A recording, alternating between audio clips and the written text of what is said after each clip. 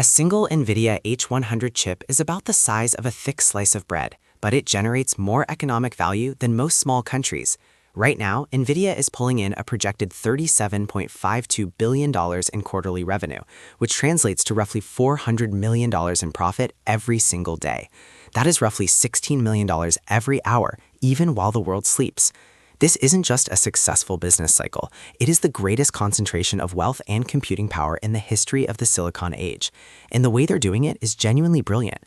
But to understand why this is such a big deal, we need to look at the numbers, because behind this massive profit is a technical moat that no one has been able to cross.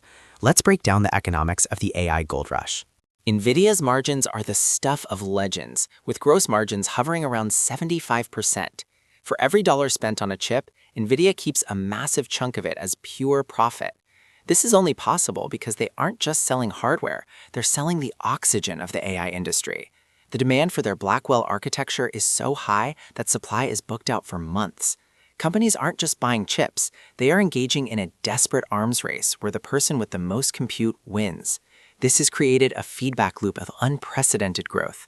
And it's not just the chips themselves. NVIDIA's CUDA software platform has millions of developers locked into their ecosystem. If you want to build cutting-edge AI, you almost have to do it on NVIDIA's terms. That is the ultimate software moat. So, where is all this money coming from? It's coming from the hyperscalers, Google, Microsoft, Meta, and Amazon. These giants are spending billions to build out the infrastructure for what they believe is the next phase of human evolution. They're betting everything on the AI supercycle.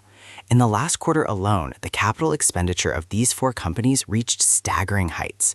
They are building data centers that require as much power as entire cities, and every single one of those data centers is packed to the rafters with NVIDIA silicon.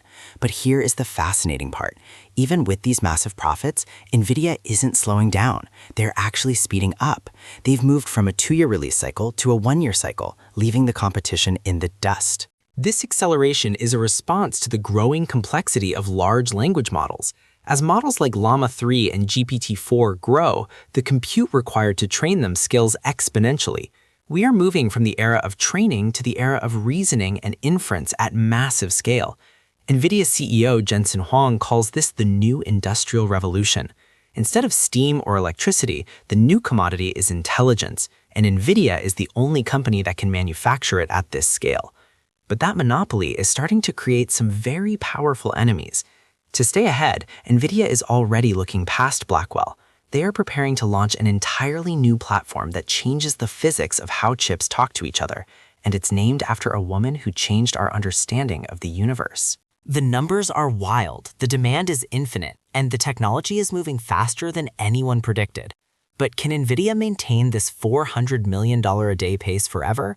Or is the industry reaching a breaking point? To understand the future, we have to look at the engineering. We have to look at the Vera Rubin platform and why it's the key to the AGI supercycle. Because what's coming next is even more insane than what we've seen so far. Now, here's where it gets really interesting. Let's dive into the architecture that is being built to power the first true artificial general intelligence.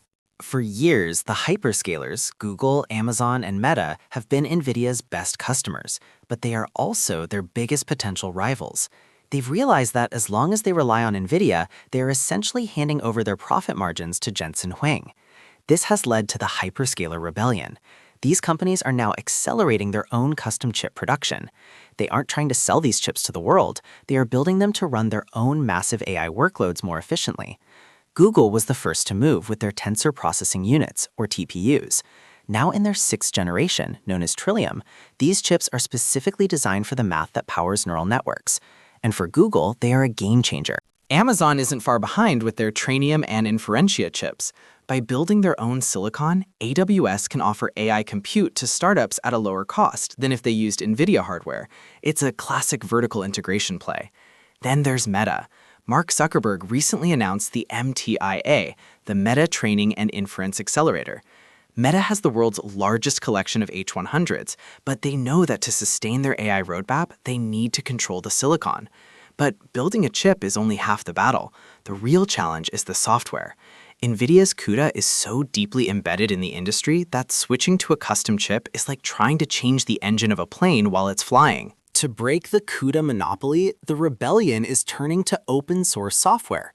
Projects like OpenAI's Triton and Meta's PyTorch are making it easier for developers to write code that runs on any chip, not just NVIDIA's. This is the software rebellion.